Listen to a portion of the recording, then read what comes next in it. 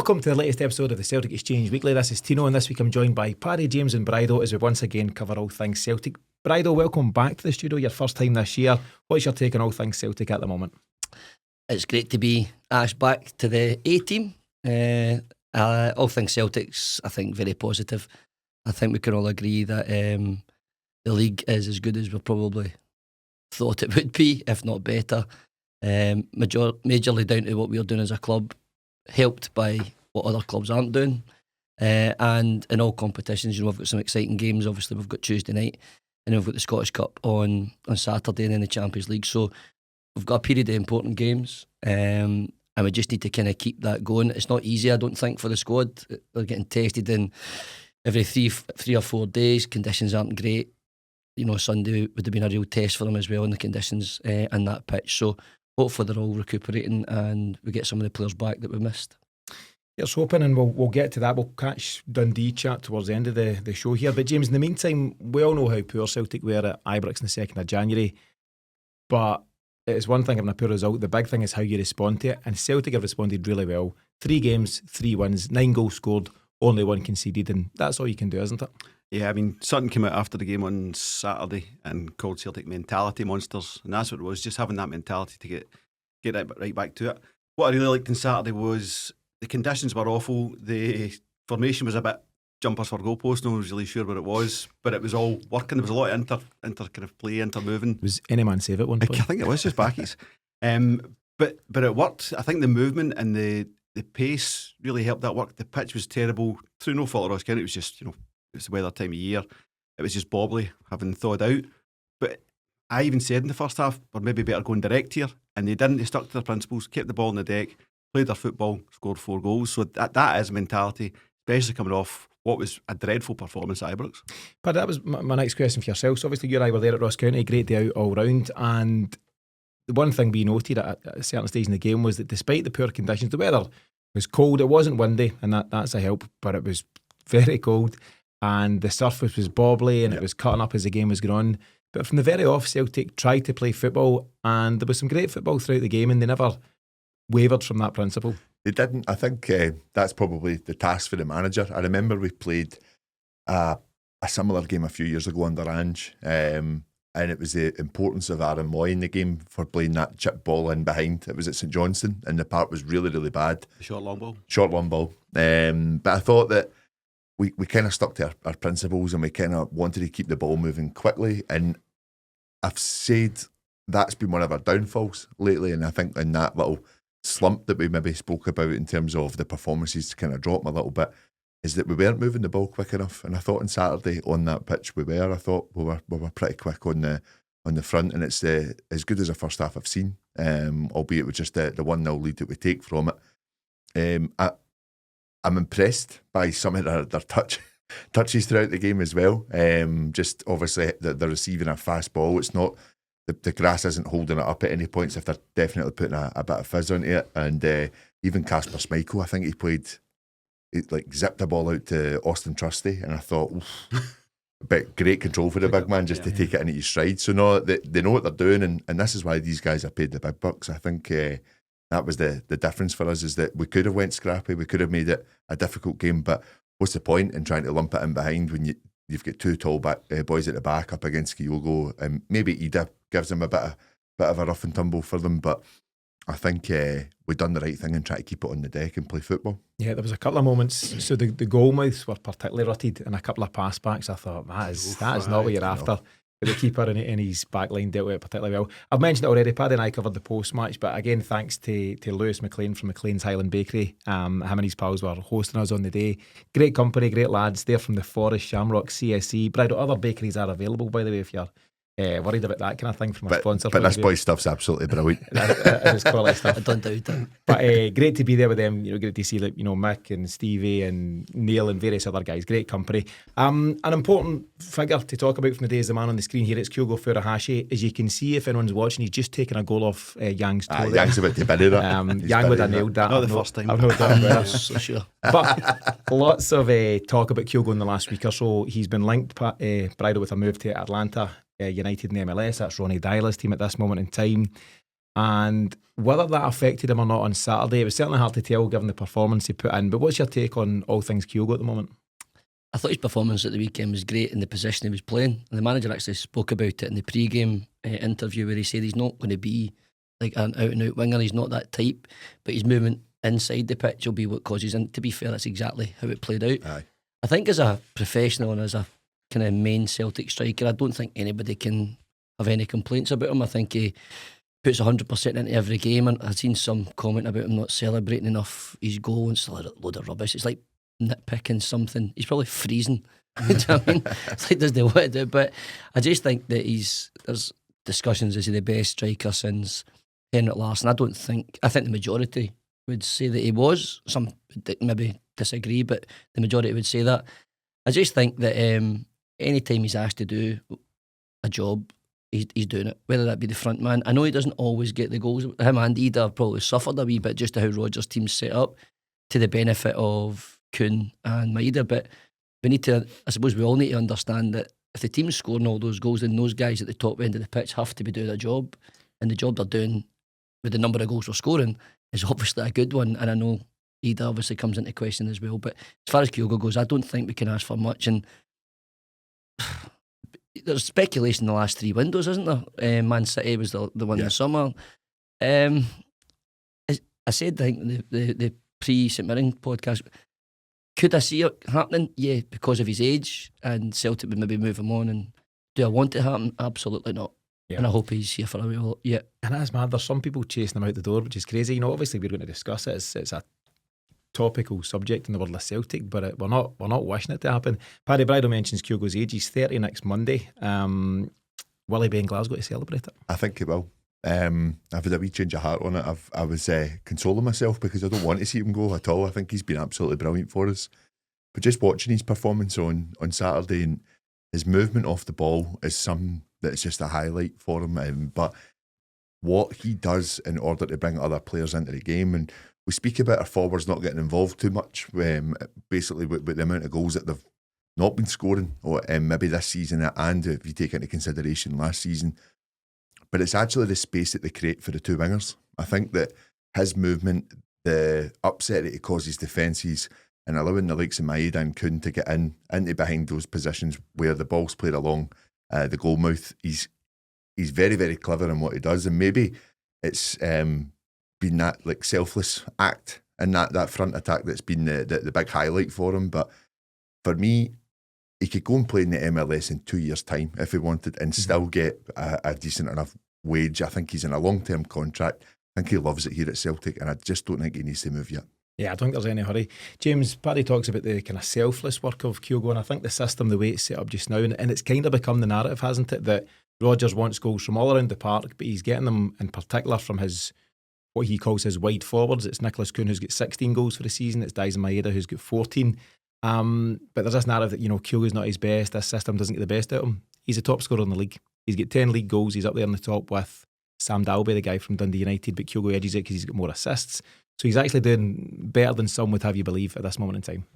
Yeah, I mean, there's no suggestion that, for me anyway, that Kyogo's underperforming in any way. If you understand the system we play. Rodgers was talking today in the pre-match for tomorrow night that I think the reporters, not wildly critical, but just having a wee slight nip at Aramida. And Rodgers was very quick to point out the work that Ida was doing, and he was very pleased with Ida's work on Saturday for exactly the reasons you're saying, Paddy, that stretches defenders, stretches defences, and lets the wing play come in and let Kyogo in and getting the goals. So, no, I mean, there's no issue with Kyogo's form. I do wonder if Rodgers sees Kyogo, like if he was to go out and take his pick of strikers, would Kyogo be the type of striker he would sign? I don't know. The only way it happens for me is, well, two things. It has to be post-qualification for the Champions League. That's a given, which in the American window, off you go in February if that's the case. But it would only be post-Aston Villa if Celtic have got a Rodgers perfect striker lined up. That's the only way it can work for me. And that means someone who does everything Kyogo does, but is a bit more physical as well.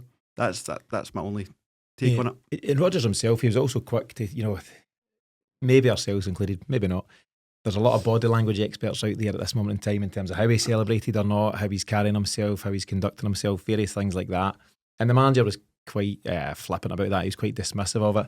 But what he did say, and he was much more pointed about this part of things, he said that if someone doesn't want to be here, then leave.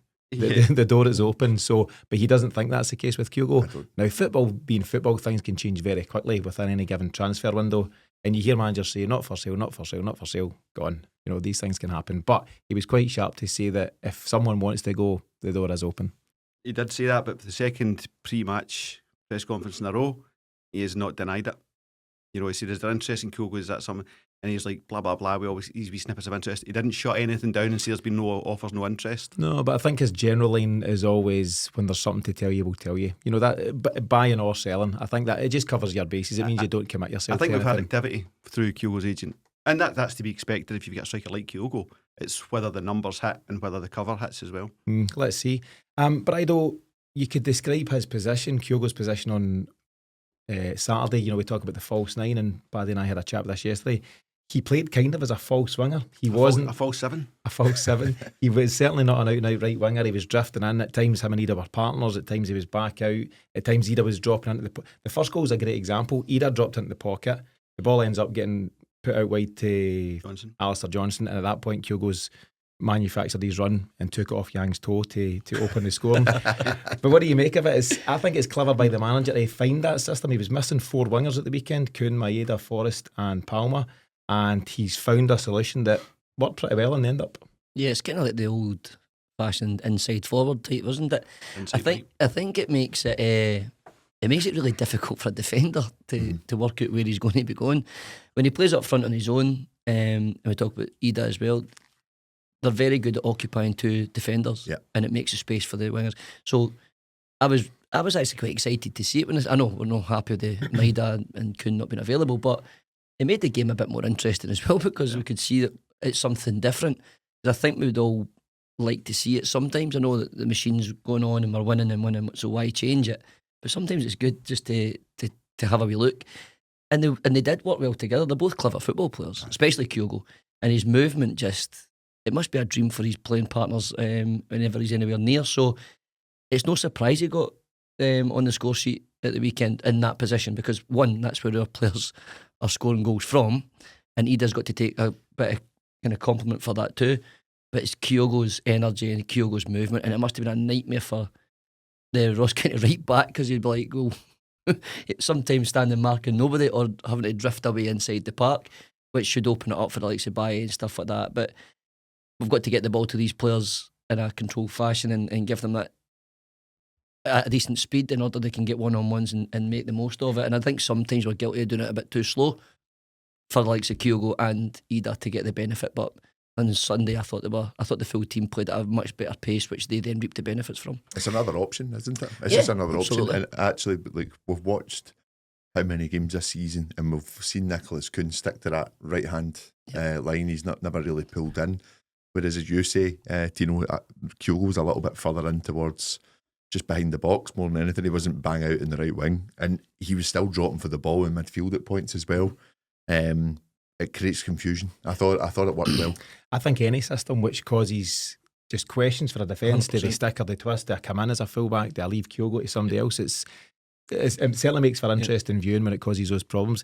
You keep calling it Sunday, but your heavy weekend, it was definitely Saturday Celtic played. What's going on? It was a heavy weekend, to be fair. Where was I yesterday? Was it Saturday? That's right enough, Saturday. I'm glad you're here to keep me right. That's it. To be fair, when James said Saturday as well, I was like, was there no Sunday? It's normally, we normally play on a Sunday. We'll kick on. Informed podcasters. We've spoken about that position, that change of position, and I reached out today for a couple of comments and questions from listeners, and Sparta Craig's been in touch on Blue Sky. He said, should we be trying to utilise Kyogo more as an attacking midfielder in a number 10, using a 4-2-3-1 formation? He was brilliant at the weekend and far more involved, consistent and productive than Rio Hatate or Luke McCowan in that position. Plus, it gives Ida more game time and an option to bring on Johnny Kenny and or Daniel Cummins. What do you think, James? I think, like you're saying, that's us seeing a new formation there on Saturday. And I think if there's an opportunity to try other new formations, then we have to be open-minded to it, because we say it was even just last week, I was saying every system gets found out in the end, and if we're looking to kind of push on in Europe and stuff like that, you're going to need a wee bit of versatility, spring some surprises on the opposition, because they'll be ready to go for us in a 4-3-3, and if you can do something a bit more creative. As for Kyogo in a 10, it's one of those, what do you lose from Kyogo as either that false 7 or a 9? I think you lose quite a lot, and if players expect Kyogo to be in a 10, they'll just stick a big farmer on him, just flatten him. See, I think I'm with you on that. I think I would like to see, if he was going to go into games, the same system, Kyogo being the main man. But if you were to bring, I don't know, if you were to bring Adam Ida on, and just to change it up a bit, you see maybe instead of Kyogo coming off, if it was maybe Nicholas Kuhn, if he's not been at the races, you bring Kyogo back out to that position he played. Yeah. He played on Saturday, because I do. Has done that before. He has, but I think it was a lot more certain in what they were trying to do with Kyogo, and definitely for me something they've worked on. So whether they've known Kuhn was going to be out for the majority of the week, it's played into Kyogo's hands in terms of he's been given a bit of time to work in that system, and I think it causes confusion. I think like it happens quite a lot that you think, oh, that player's more attacking as a fullback, let's just play him as a winger. It's a completely different game. I agree. Yeah. And it's like, so some players are better with everything in front of them because they can't maybe see the picture of the back to goal and all that. I think that would be a similar thing. I think you would lose more than you would gain. I get what Spurp was trying to say there, like, because he's got the attributes to play in that position. It's just, as a team, we would lose that. We're just saying there that the benefit of it was the complications it made for the defending team. And I think domestically, when we've got, you know, banks of 4 and 5 to try and beat, the movement has sometimes been a bit laboured, and perhaps they needed somebody closer to the striker to help them out, because they've got 2 defenders marking them, they've got a deep lying midfielder in front of them, there's not much space. You throw another person with that kind of movement and he's moving wherever he wants, you know, from that kind of left hand side or right hand side, whatever, it's very, very difficult, and I think we would see a lot of joy from that. But if you put him there as a 10, that means somebody's dropping out. I disagree with McCowan. I think McCowan's been really productive, and Hatate's maybe just going through something just now. He's not a bad player. The players have got to do their job to get the ball to that position. So if you take him away, you can't just take them away and expect it to happen. Well, there's the thing. Any formation or any change in formation means there's some sort of compromise or some sort of sacrifice elsewhere. So if you go 4-2-3-1, just thinking the way that would play out, McGregor and Engels might be your sitting 2. Your 3 then in this suggestion would be Kyogo is the middle, number 10.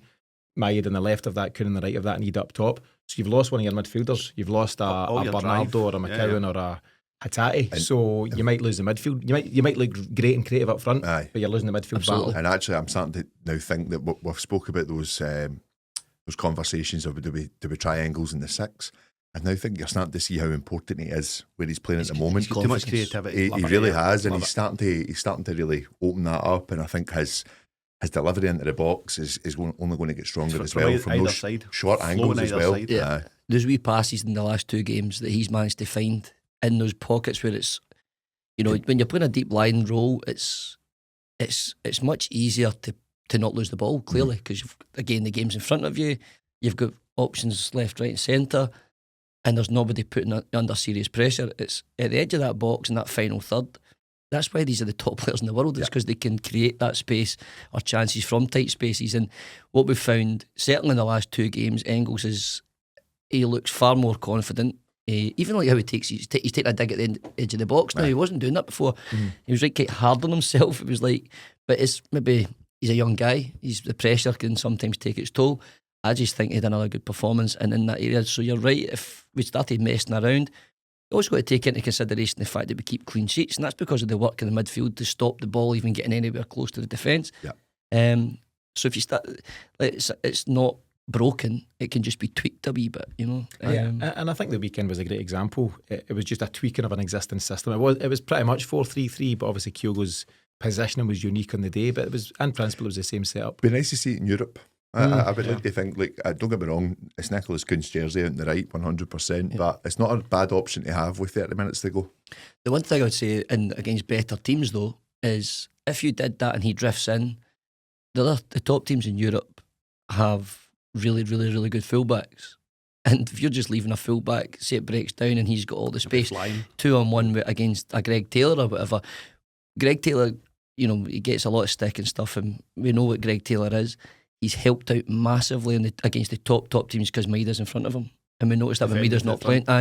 And if you were to then take that and essentially have nobody protecting Greg Taylor, that's a real concern. And is that risk versus benefit? I think the risk outweighs the benefit of that. But again, domestically though, I think I could definitely see that happening more often. What we should do is we should take care of young boys in the 22nd and then just play about against Villa. Just max play who you want. Play who you want. They got at they've not been playing great. Aye, they're hitting missing. Aye. Yeah, stick Stevie Woods in goals, just mess it up. There's no way Rodgers isn't doing everything in his power to win that game. Massive, absolutely. He'll want to get one over. Get Bain and go. Scott Bain Wednesdays. Just to finish off on the Kyogo chat, just one last comment on Kyogo before we go on, and we'll talk about Engels and a lot of the other good things from Saturday, not Sunday. Comment from San Fran Celtic, good friend of the show. He says, I know Celtic have a specific trade model, but I don't think it applies to everyone. Kyogo has ambitions with his national team, and it's very likely he'll only get that by playing Champions League football or in a top league in the MLS, isn't that? So just to close off the chat in terms of a move, and Paddy touched on it, James, he can go to the MLS next year or the year after, or even the year after. He's 30, a week on Monday, as I say, but he's fit as a fiddle. There's no hurry for Kyogo to be making that kind of move just yet. Sorry, San Fran, it applies to absolutely everyone. Oh. It does. If there's a number comes in Celtic's inbox that is good, So what is the number then? What does it need to be? 10 plus. Is 10 enough? I don't think 10's enough. I think so. Would Well, it he's cost still got another 3 years left in his deal, and he's been prolific for us. What does I it don't cost think to 10's replace enough, him? James. What does it cost to I replace think him? you're going to do Does it. either cost how much? Yeah, exactly. And he's I think you need to put some bad negotiating into Perspective. it. sorry, Michael. Take 3 or 4 million. Take 3 or 4 million off the price. No, I think you do go for an Engels type, someone who's got a bit of form, has played at a decent level, but is ready to kick on to the next level. And you do spend that, 8 to 12 million on them. I think that's the model we're in. And if someone's going to fund that for you with a bid for Kyogo, I think you take it. That means you're selling proven talent for potential talent, though. No, I mean proven talent, someone who's done it. Engels isn't proven like that kind of calibre of player. But someone who's got a good pedigree of goals scored. And I don't think Fiskardon is it, by the way. And Fiskardon, that name needs to go. I'm fed up with his name. his numbers are not impressive, It's like four goals and assists this It's season. lazy journalism and just I throws know, the name I out. know. I think the thing for me is that if we're going to spend 11 million, say, like between 8 and 12 on a player, we're looking to sell them later on and get plenty more back on it. I don't think you get a proven player for 8-12 million pounds. I agree. I think at a level you do. I don't know, man. I don't think you do. But what is our level? Domestic, fine, but if we're looking to kick on, then we need to be very careful what we do with Kyogo, because Kyogo's proven himself. He's now scoring Champions League goals, which he didn't initially, and there's a lot to be said for the talent that we know as Kyogo versus what might be of somebody. There's a balance to be found. But see if we qualify, after Aston Villa game, if we qualified, Celtic's outlook for the season will be every game after that is an absolute bonus. Every tie you win is an absolute bonus. The league, hate to say it, but it's in the bag. The manager's outlook won't be that. I think he would be quite grown up about it. If he's going to get someone in that can really improve the squad for next year, you've always got to be looking, 6, 12, 18 months ahead. And I think we can do that with a change around in the striker position. Yeah, I just think if you find yourself all of a sudden in the last 16, you just never know what can happen in knockout football. I said at the start, Brydo, I'm not saying we're going to win the Champions League, but we'll place. We'll be in the top 2. And I don't think you want to start selling strikers and stuff like that. I think we've all more or less universally agreed that we don't want them to go. But money does talk, and who knows if the right offer, whatever that looks like, comes in. And so, various other takeaways from the Ross County game. I've mentioned the 4 missing wingers, Kuhn, Maeda, Forrest and Palma. It looks like Palma's going to Rio Vallecano, initially on loan with him. Maybe not. Breaking news. They've just been handed a transfer embargo, apparently. Oh, what, FSR or something? I'm not entirely sure. I read it on Twitter. If it was on Twitter, it must be true. It must be. Yeah, so we'll see what happens here. There's a bit of interest elsewhere. It certainly seems like we're open to Palma moving on, and I think that's just the way it's gone. I got a Palma mug at Christmas. I don't know what to do with it now. Smash it. So we'll see. Brydo, regular contributor to the show, but you're not here every Monday. Every Monday, unofficial or not, we do Yang Watch, and we just see what's happening to Yang. We don't. I've heard enough. The next image is just a zoomed in image of Yang. There he is. There he is. Celebrating somebody else's goal. He didn't set up. Not his. Not his goal. Just for clarity. So I need to ask you on Yang. So we've all had various opinions. I'm well on record as the fact. Well, I'll tell you exactly where I'm at right now. The chat is that Tuesday coming, tomorrow night against Dundee, if he features, which he should do because he's the main man, that'll be his 50th appearance for Celtic. And someone tweeted the weekend, Yang's approaching 50 games for Celtic. I still can't work out if the guy's a player or not. And that kind of sums up, I can understand that point. I think it's a pretty accurate tweet, to be fair, because there's been some great stuff and some mixed stuff and some poor stuff from Yang. A lot of commentary after the weekend, though, Brydo, was that that's the best he's performed in a Celtic shirt for many.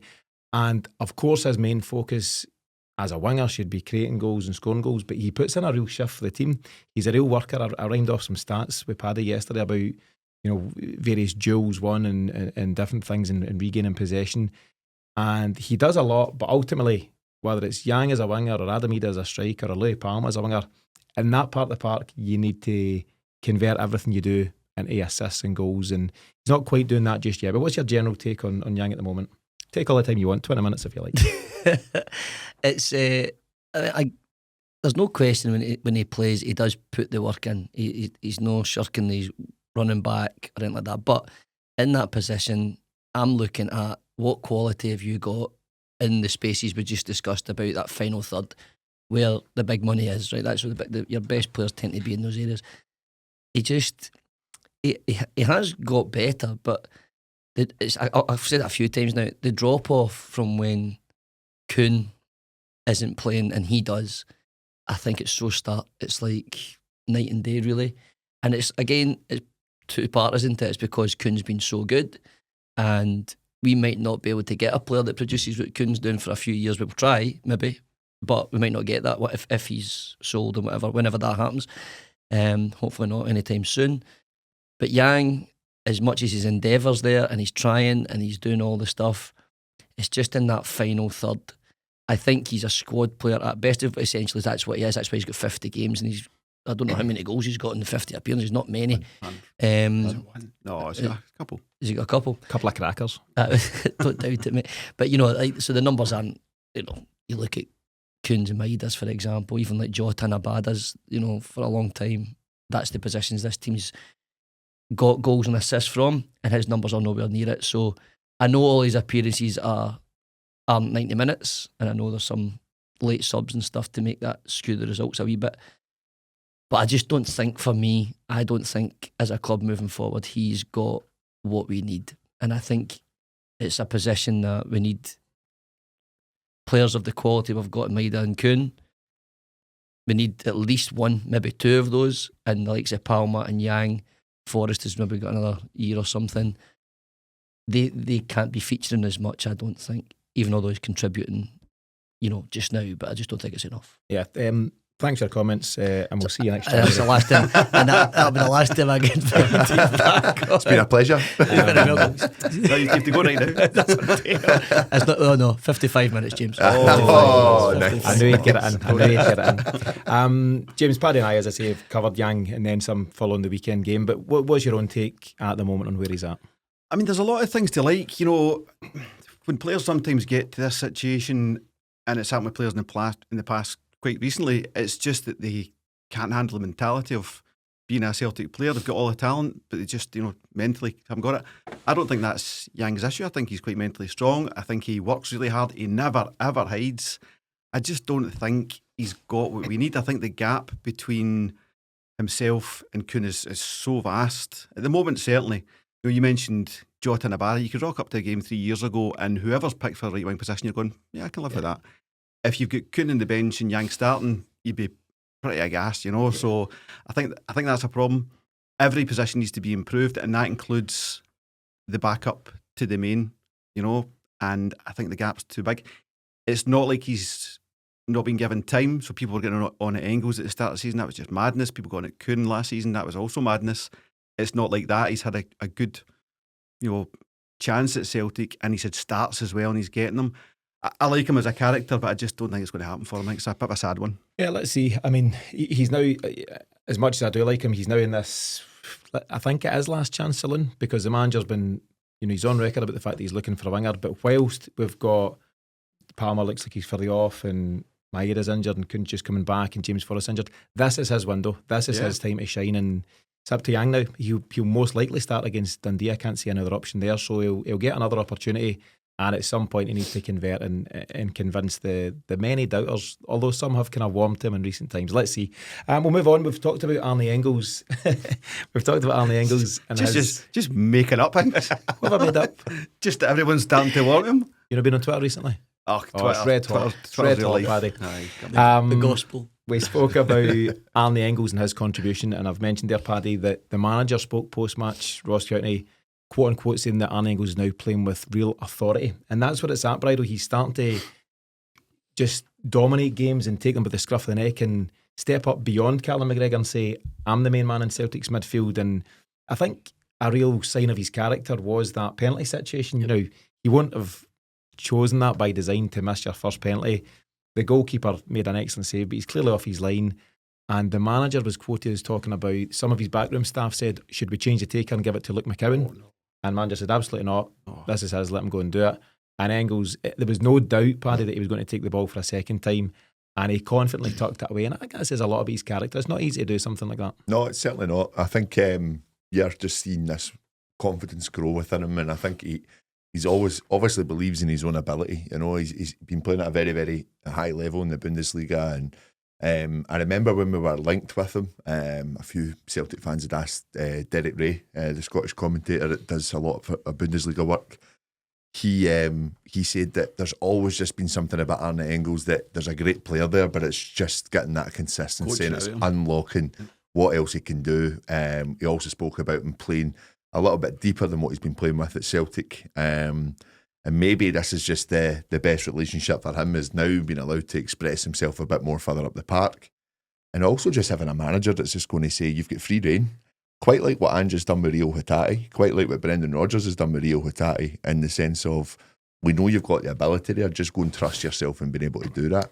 Now, the difference is, Rio Hatate has got to a point where if he's had 1, 2, 3 bad passes, he's going to have a poor game. Head's down. The head is down. This guy, I don't think a bad pass phases him at all. I think he knows, just need to get on with it and get on to the next game, almost the way Maeda does when he swipes it fresh air, or he puts it in the top bin. You know what I mean? I think the difference is we're going to see so much more from Arne Engels as he continues to play. He's a joy to watch now. Want to hear some rubbish trivia? No, always. As we were driving back from Dingwall back at Inverness, big sign, Inverness is twinned with Augsburg, which is Engels' former club, and that's as good as that trivia gets. Cut that out. I was waiting for the other bit. There's nothing else to add to. I'm going with Brydo. Is this what happens in the studio? Is this what happens? You missed nothing. I think this is why the people continue to tune in numbers. So what you're saying is he felt at home. But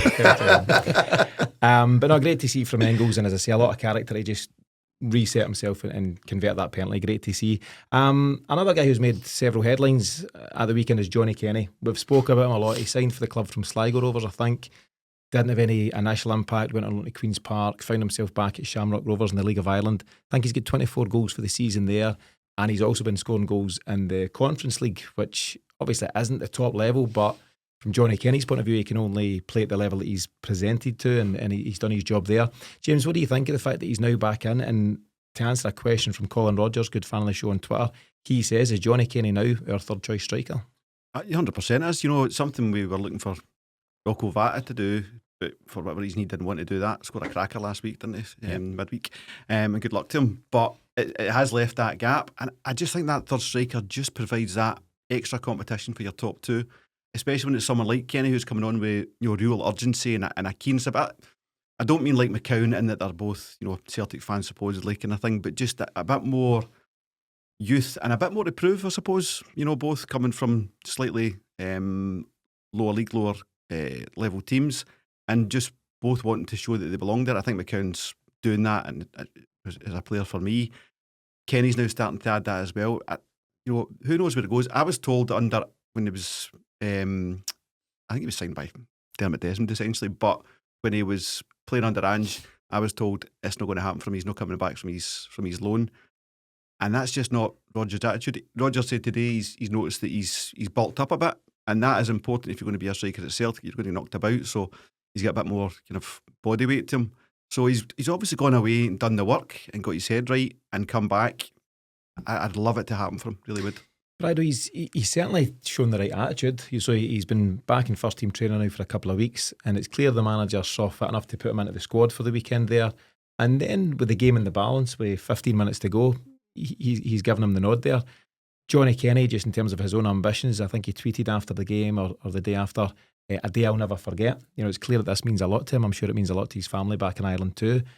But after the sentimentality, you've got to start doing things on the pitch. And I think in the 15 to 20 minutes he showed he's got something. Yeah, he did. I hadn't seen that much of him. The usual kind of YouTube reels when they signed him, and then we didn't really see him pre-season, and then he would drift off. He's kind of like a Kenny Miller type, isn't he? The way he runs and his build, but The bin bag. I think the one thing I would say is that I don't know how many times he's going to feature. I don't know how many times a third striker would feature anyway. But I think you're right. He would have to be classed as the third striker. If it wasn't him, it'd be Maida, and then that's a problem because then he's not there. Yeah. And What do you lose? Exactly. So again, like before, Yep. you're losing more than you're gaining.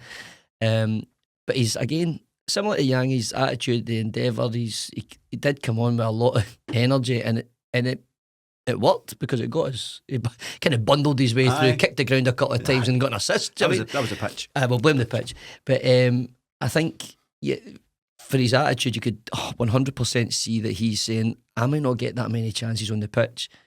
I need to show something. And what he did show was 100% that energy. All right, he's probably a bit heart would be going 100 miles an hour. You could see that how he was playing. But he's maybe just said, just get the heat down and just keep trying, keep running. Yeah. Contribute. And, I do something, and then that's exactly what's happened. And it's a story we all want to be a success. Can he play it in the wing? Well, not too, maybe. If he's an option out that way, just be his raw pace. Maybe. But it's just time.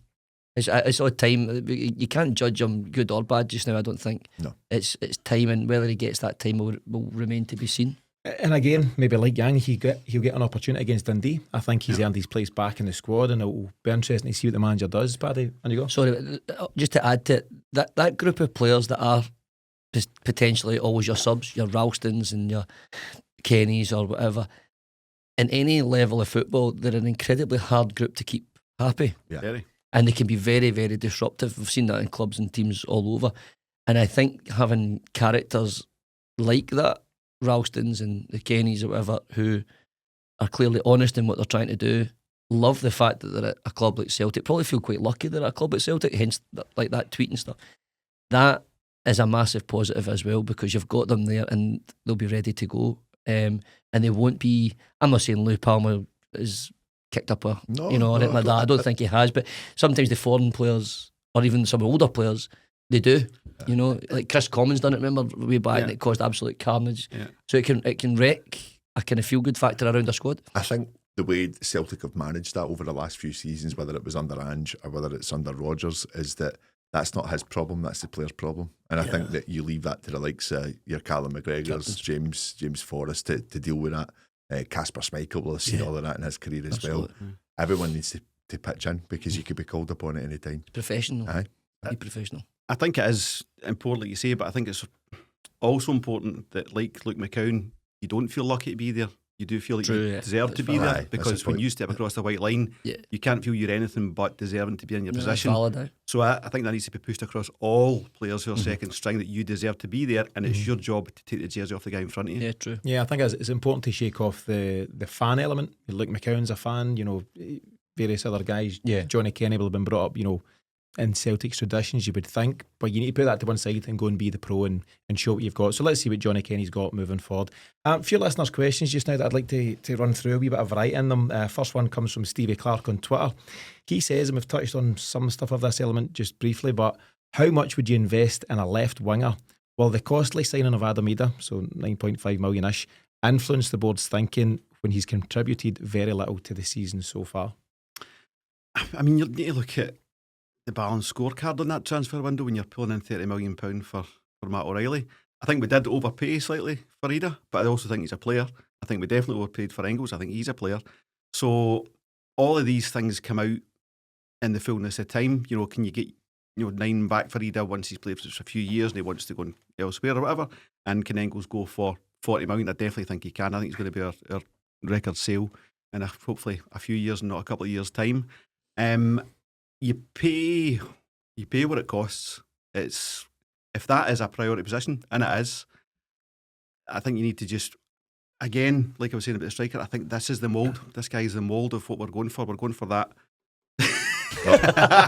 For listeners, Tino just pointed at Yang, who's hiding behind Engels. You set him up there. I did. For the Yang is the model. We agreed that one earlier on. That is the model, is guys like Engels who've come through an academy, come through Bruges Academy, NXT, only went to Augsburg for a year, but shown enough that Celtic had tracked him enough, we should have maybe got him from NXT instead of Augsburg. But if we're looking to get a winger, What's NXT? Bruges Academy team. Feeder team. Yeah. It's owned by Bruges, some strange setup. But if we can go for a striker in that mould, a left winger in that mould, and you are paying money for it, you might catch a Bernardo, which is robbery, for $3.5 million, but you'll mostly be paying between, say, 5 and 12 kind of thing. And you'll sometimes get some 5s, sometimes get some 12s. So if the right player comes available, would you be happy for Celtic to break their record of 11 million on Engels to go and get the winger we need? Absolutely. Yeah. The money's there, and you're also earning the money week by week in the Champions League this year. This is not going to cause Celtic any financial difficulties. And bear in mind, we've still got a big bag of Scrooge McDuck coins in the bank. So get them spent. Yeah. Paddy, what do you think? That's them told. Get them spent. What are you going to do it? No, I'm with you on it. I think the first thing you need to kind of look at is there going to be players better than Diaz and Maeda that we can afford and bring in for roughly that amount of money. There are. I would agree, but also, are you going to keep Diaz and Maeda happy on the bench?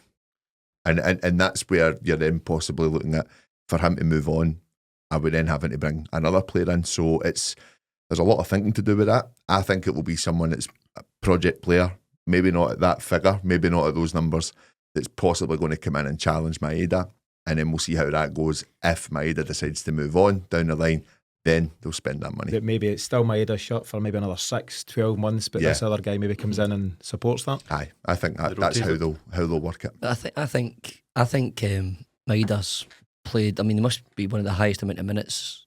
Him and Kuhn, and you're starting to see it, and the yards as well. So you start to see the injuries, and both of them were injured at the game just there. So we're seeing at other clubs with their injuries because they're playing. There's no choice but to play the players all the time, and then they get to breaking point, and players traditionally in the winger positions that have got a bit of speed tend to be a bit more kind of fickle with injuries and hamstrings and stuff. So not Maeda. You're going to have to do both jobs at Celtic, exactly, and attack. But I think I agree with you. I think that there will be perceived success around Engels. Some people are further in that journey in how they think than others. That's fine, because he's not done loads of stuff. They'll get there. I agree, mate. So, and I do see Celtic shopping in that kind of bracket for the kind of big players. But Paddy makes a good point about, are you doing that for a player who might not be starting all the time, and therefore that might bring it down a wee bit, and they might say, right, well, we'll spend maybe £5 or £6 million or something like that, as opposed to 11, 12, 13. I would say we probably look at that. I think, and non-Celtic as a club is probably more likely. I think they'd probably do that because that position, for me, the right wing position is the one anyway, because Kuhn's the only one, exception of Yang, that's there. So you think right wing's a higher priority? Do you know? I think it's probably about the same, to be honest. I think I would say you so. can get players that can play both. I mean, but certain Palmer's not a bad football player. He just doesn't fit the baby play. He's not a winger. He's a number 10. So somebody with a bit of pace. Yeah. So I think, it's obviously left probably is the priority because we don't have Yang to cover Kuhn. So but I would think that because Maeda's playing all the time, they might just drop it down because he's not going to be a starter all the time. I think if you bench Maeda, he'll hand in a transfer request and go. He's got international ambitions. He doesn't want to sit on the bench for anyone. So to bring it back to Stevie Clark's question, how much would Celtic invest in a left winger? Anywhere between 2 and 12 million? Yes. Is that what we've narrowed it down? 66 million. Glad to provide that insight, Stevie. So somewhere between 2 and 12, let's see. Just to round off on things this week, another busy week for Celtic. The games come thick and fast. I've mentioned a few times now, 9 games in total in the whole of this month, but we've got Dundee Tuesday night, tomorrow night, 8 o'clock kick-off at Dens Park. And then on Saturday, we're back in Scottish Cup action against Kilmarnock. It's a 5:30 kick-off at Celtic Park. Dundee at the moment, they're pretty inconsistent this season overall. They're sitting in 8th place on 26 points. However, it's very, very tight down there. You might have seen there's only 5 points separating Hibs in 6th and Hearts in 11th. So, not a lot of room for error there. No game for Dundee at the weekend, but they did draw 1 each with Rangers last midweek, as a few of us will have seen. You gave the update, Brydo. Nicholas Kuhn has trained today, Monday at Lennoxtown. Looks like he'll be back fit and available. But Paddy, with Killie on Saturday, Scottish Cup, Young Boys next midweek, massive Champions League game. What do you think the manager will go with this time around? Much tinkering? I think for me, without Maeda, the team that comes into this game tomorrow night will be the team that will start on Saturday against Killie, and it will be the team that will start against Young Boys with Maeda coming back in. All right. Okay. I think he's really dead set on getting this system more minutes. There is a bit of consistency in the last 3 games, and I think he knows the team he wants to play against Young Boys, and he wants Kun Yang for the next 2. But I do see Maeda taking the jersey, whether it be Saturday against Killie, half an hour for Dyson Saturday potentially. Yeah. But Maeda has to play. Yeah, he's so important in Europe, isn't he? Brydo, there's this balance, there always is, and there's been a bit of chat and a bit of kind of laughter about sports science and how important it is, and of course it's important. But ultimately, the manager needs to make the calls based on what he's seen day in, day out, how hungry players are, how motivated they are to go and perform in the next game. The way the games fall is fairly favourable to Celtic. So Tuesday, Dundee, decent enough rest up to the weekend. Saturday, 5:30, and then it's the Wednesday for the Young Boys game. So he's got some things to weigh up there, but it sits pretty well, doesn't it? Yeah, and I think the manager needs to take a lot of credit for that, and the background team as well. We've sat and watched and analysed Celtic games over the few years, and we've had like Moffat up front and it was just like ridiculous. Ridiculous. You're saying no discrediting the young guys or anything like that, but they shouldn't be. They shouldn't be in that position. It was just like injury after injury, and I just felt that the luck was against us. There is always obviously an element of luck that your players don't get injured, but you can sometimes make your own luck by acting accordingly, and that is rotating the squad, as Paddy alluded to there. That we should be a club of a size where we can rotate, especially domestically, because the players should come in a better than the team they're playing against.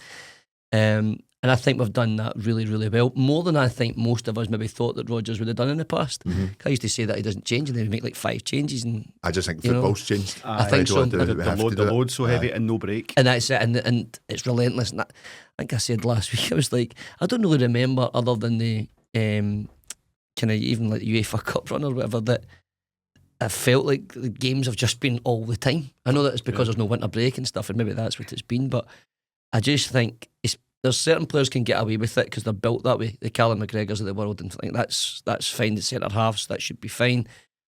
A lot of work on the fullbacks because they're doing a lot of work, but mainly those kind of impact positions in the winger, and Kyogo and Ida can rotate around just to try and keep both of them sharp. But yeah, I think the 2 winger positions, probably because we're all agreeing that we don't have anybody to replace them in a better option, if you like. So I just think the manager needs to take a lot of credit, and the team do, because if he wasn't doing that, then I think we would see a lot more injuries than we have seen. James, do you think the manager's managed the squad and the freshness well in these recent weeks? It's been relentless for a while. I think it's just undeniable. I think it's been a masterclass from everyone involved in the backroom at Celtic and the players as well, just stepping up when they've been asked. And the only blip is an absolute tank in Ibrox, which, if you have to take that to get us to where we are, 15 ahead in the league, potentially qualifying for the Champions League, you're going to have to take it. I don't like it, but you got to take it. I like the fact that the manager, though, even as recently as post-match Ross County, he's not shied away from that result. There's been different chatting. There was a lot of noise about the chanting for KT, but he said that was never a Celtic side there. He was firm in his comments that it wasn't acceptable and that can happen and they'll take the learnings from it. He wasn't trying to say, but look what we've done since. He's putting the marker down that it's not acceptable. Yeah. And I'll tell you something right now, that will not happen again. I'm just convinced. Sometimes you need to take these painful results. Dortmund being a good recent example as well. That stung Brendan Rodgers. You could see how he reacted in the days that followed, and it won't be repeated. It might in the sense. No, I just told you it won't. No, I'm telling you it might. No, more in the sense of, like, we kind of discussed this. Their own fans are saying it's along the lines of when you see the little scalps from Aberdeen, Hearts, United. They only show up against us. And then they go and fluff their lines 3 days later. That's what I'm taking from it. Talking about obviously the hectic schedule, I find it really, really bizarre that obviously no winter break now, and I know that they're thinking about it in terms of the 2 extra Champions League games and Europa League games. But surely this is another reason why you maybe bring in a revamp of the split, because it's with those fixtures that have to be confirmed with the split. They don't like putting rescheduled games after that those fixtures have been announced. There's plenty of 3 weeks. We can't do it just now in January. We obviously we can. We've used the Dundee game tomorrow off the back of the final. We used the Dundee United game off the back of the semi-finals last week as well. But surely you've got to protect your players, and surely you've got to give your teams the best opportunity in Europe as well. They need to really think about that, in my opinion. Rogers was talking today about he watched, I think it was Werder Bremen against Leipzig last night, and he said they haven't played since the 20th of December. He said there was a real freshness to their play. He said it was, it's high energy. And They had a winter break. Aye, they always do. High energy. They've come back, and they're in the same tournaments as us, so there's a way. So, but maybe the split's the issue. But he said, high energy. I think it ended up being 4-2 to Leipzig, so a good high scoring game. Everyone's up for it. And he's not shying away from the fact that there will be games that were just, and there have been games in the last 6 weeks where they've been a wee bit more turgid, because it has to be, because the load is so heavy in these players. Correct. So it's up to the people who get well paid to find a solution to this. Yeah, I think so, and there's work to be done there. But in the meantime, the manager can only deal with the circumstances around him, and he has managed it really well in recent times. Just quickly to round off on Dundee, obviously a very kind of short, could you call that a preview? I'm at it there, but a short look ahead to that game. But I'll come to you quickly for your scoreline predictions and why. I'll start with you, Paddy.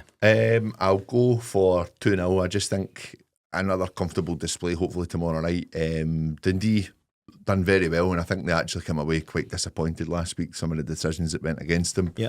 But I do think they're there to be got at as well. I think I'm with you, Tino, that it's been fairly inconsistent from them this season after a really good season from them last year. I just think we'll have too much for them. Yeah, James? 3-0. I think there is energy coming from the bench, and Johnny Kenny and Luke McCowan probably starting actually. That just gives you a different drive than we've maybe had in the last few weeks. These guys have come on and shown that they deserve their place, and it's the energy that we need at this time, as well as giving players a break. So 3-0 for me. And Luke McCown's obviously got a lot of feeling towards Dundee, given the opportunity they gave him in football. But as a player, there's nothing better than getting back to your old club. Right. And it's not even proving a point. He doesn't have a point to prove, but you always want to impress against your former employee. So he could be one for tomorrow. Brydo, your thoughts? I just think we'll have, like Paddy, far too much for Dundee.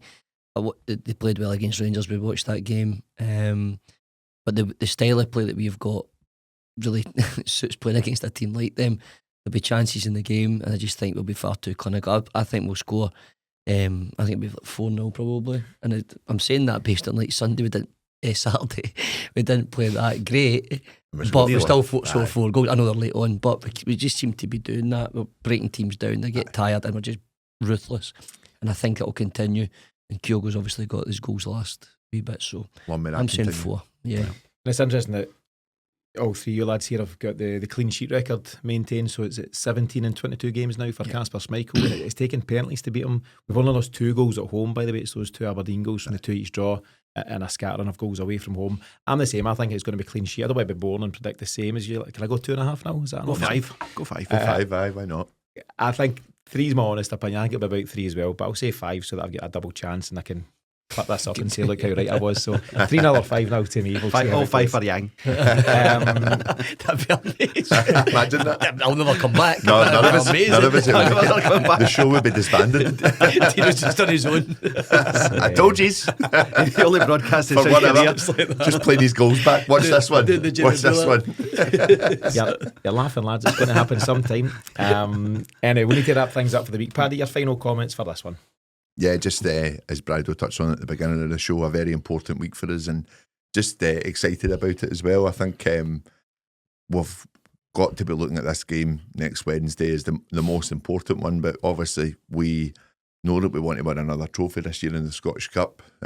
So I think I just think he'll have all the boys excited for the next week and the next 8 days. I think it's a very important junction in the season, so can't wait for it. Yeah, it's a really important part of the season, and the old cliche, you never win and lose trophies. No, you do, don't you? You win some trophies at this time of year, but you never win and lose leagues, generally speaking. I know it's like you don't win leagues in January. Well, we kind of just have. You don't win trophies in December. We won the League Cup. Let's just move on to James for his final comments. It's obviously it's an exciting time with the new Champions League format, and I'd like to have had the job done before now, but a campaign's a campaign. You've got to just, as long as you get there in the end, that's all that counts. What's really interesting for me now is I think with the comfort we have in the league and with the good work that has been done in transfers of late, we can start to just have a wee eye on the summer and next season, and hopefully there's some players coming in this window that are getting bedded in for next season, because that's when, we're going to have Champions League qualifiers. That's a tricky task to navigate, and you've got all the more chance of getting through them, and we need to get through them, and a better chance of doing it if we sign players and bed them in now. So yeah, and it's 13th of January, so no time to panic, but it'd be nice if a couple of moves firmed up by the next time we're talking next Monday night. I think it's a messed up window because of the way the tournament is. I think it's going to be bananas at the end of the month with teams that qualify and don't qualify for the Champions League. I don't know how many players are allowed in at the squads, if they're allowed to add X amount or they have to take X amount out, how many you're allowed to do that with. I thought it was a clean slate, no? Let me research it for next week, lads. Oh, on the ball. We'll find out. We'll tell you next week. I think there's only a maximum you can add on though. But if you're taken out as well? No, I think there's a limit.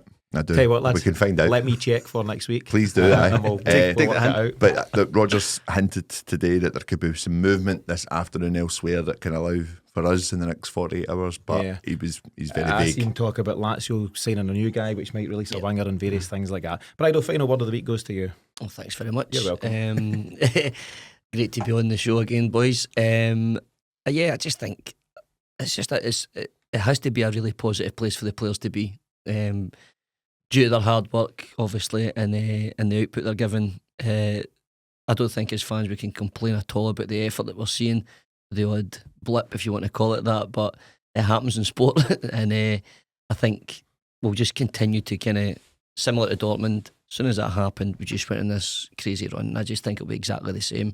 I think we've got far too much for the teams domestically, both in the league game tomorrow, and then obviously the Scottish Cup game on Saturday. We're tough enough. Yeah, it will be tough enough, and but it's not meant to be easy. You know what I mean? It's not meant to be. If it was, we wouldn't watch.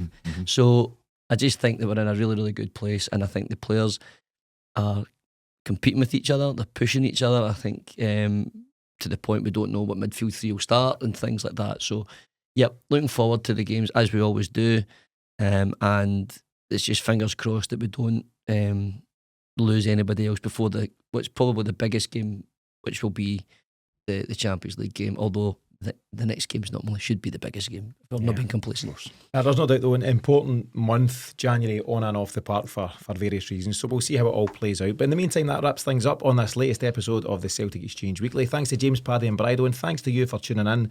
We'll be back on Wednesday with the post-match reaction to Tuesday's game with Dundee, and then again on Friday with the countdown to kick-off ahead of Saturday's Scottish Cup tie at Kilmarnock. Remember, that's a 5:30 kick-off, Celtic Park. And remember, if you want to enjoy every episode we do completely ad-free and to gain early access to the weekly show on a Monday, then jump to the celticexchange.supercast.com or check the show notes for the episode to see how you can do so and how you can support the Celtic Exchange at the very same time. But until next time, have a great week. We'll see you again very soon.